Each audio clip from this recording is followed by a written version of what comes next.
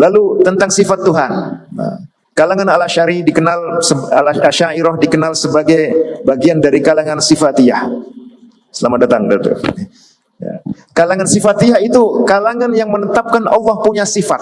Nah, ini berbeda dengan Jahmiyah dan Mu'tazilah. Dalam hal ini sama. Ya, antara mazhab Salafi dengan mazhab Asy'ari. Tetapi kalangan Asy'ariyah mengingkari sifat-sifat perbuatan. Menganggap bahwa Allah tidak menyandang perbuatannya.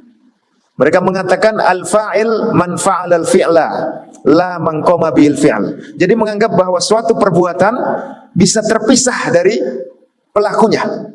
Nah, itu kalangan Asy'ariyah. Sehingga perbuatan Allah dikatakan oleh Asy'ariyah tidak disandang Allah. Ini jelas berbeda dengan mazhab Salafi. Antara yang ditegaskan oleh Imam Al-Bukhari ya, dalam Sahih Al-Bukhari dan juga dalam Khalqu Af'alil Ibad, bahwa orang perlu membedakan antara fa'il, perlu memperjelas antara fa'il, fi'il dan maf'ul, antara pelaku perbuatan, antara perbuatan dan antara objek dari perbuatan.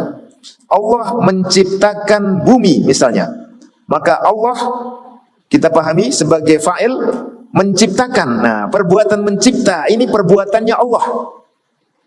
Itu disandang oleh Allah, sifat dari Allah. Maka perbuatan mencipta oleh Allah itu bukan suatu makhluk. Tapi bagi mazhab Asy'ari, perbuatan ini dianggap sebagai makhluk. Lalu makhluk apa itu? Apa mungkin ada perbuatan berdiri sendiri, berjalan sendiri, muncul sendiri? Akhirnya mereka bingung dengan hal itu. Ya. Caranya dialihkan fi'il adalah maf'ul itu sendiri. Nah, jadi perbuatan mencipta bumi adalah bumi itu sendiri. Ini tidak masuk akal.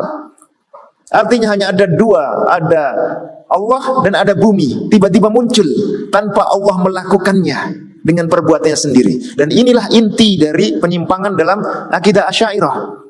Dan itu sudah ada sejak zaman Abul Hasan Al-Asy'ari sampai seterusnya masih dijaga dalam madhab. Ya, yang itu bertentangan dengan akal sehat. Akan tetapi kalau kita lihat Imam Al-Asy'ari dalam buku Al-Ibanah, beliau terkesan sudah mulai menjauhi aliran ini. Ya, dan sama sekali tidak menyebutnya. Maka kalau seorang yang berafiliasi dengan mazhab Asy'ari, dia mengikuti kitab Al-Ibanah itu, lalu tidak mengikuti pandangan-pandangan lain yang bercanggah dengan salaf, maka dia pun masih bisa kita golongkan sebagai pengikut salaf.